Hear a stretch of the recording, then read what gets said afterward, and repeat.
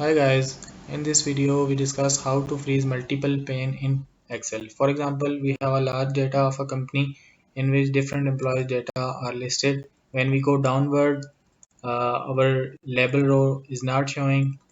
Similarly, when we go towards right, our first date listed column not showing.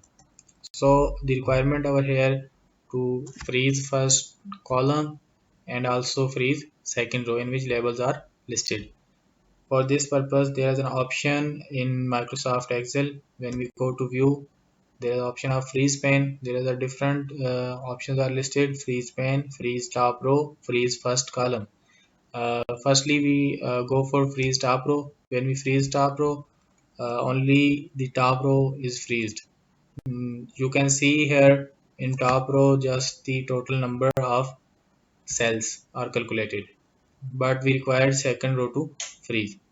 Then unfreeze this.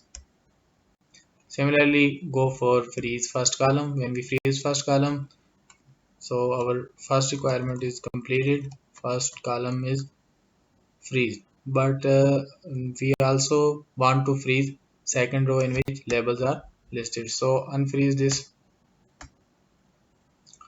Now click here on this cell B3. We want to freeze top row on cell B3 and similarly want to freeze left side column of cell B3. So we highlight this cell.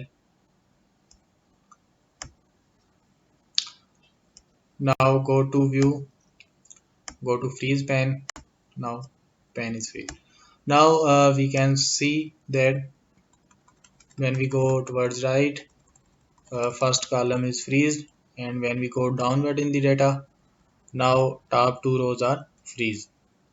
So the top rows on the cell B3 are freeze, and similarly left column are freeze. So that's all for the video. Thank you.